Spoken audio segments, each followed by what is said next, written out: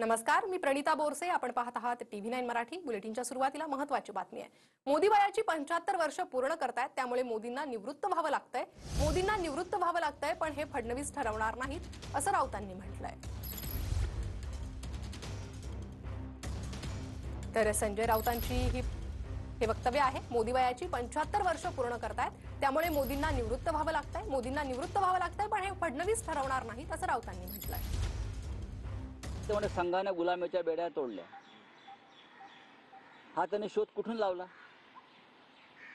हा शोध त्याने कुठून लावला? संघानं गुलामीच्या बेड्या तोडल्या. भारतीय स्वातंत्र्य लढ्यामध्ये संघ कुठेच नव्हता ना.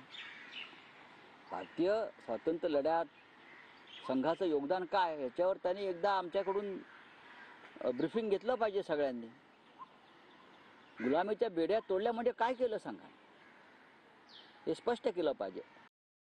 मोदीजींचा उत्तराधिकारी शोधण्याचं कुठलंही कारण नाही. मोदीजी आमचे नेते आहेत. अजून बरेच वर्ष मोदी काम करणार आहेत.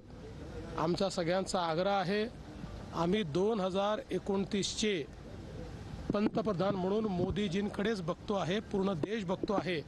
त्यामुळे आत्ता अशी चर्चा करणं योग्य होणार नाही.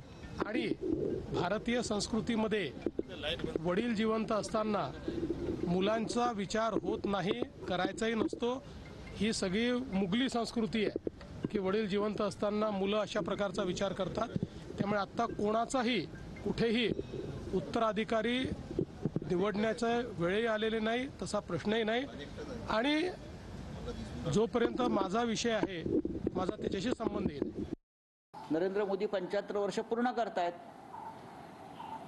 आणि त्यांनीच केलेल्या नियमानुसार त्यांना निवृत्त व्हावं लागतंय. हे देवेंद्र फडणवीस ठरवणार नाहीये. त्यांनी किती बोलू द्या.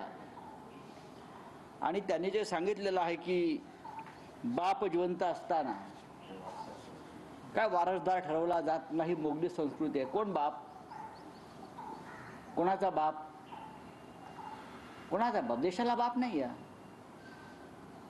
या देशाला बाप नाहीये. मोदी हे पंतप्रधान आहेत. ही एक तात्पुरती व्यवस्था असते.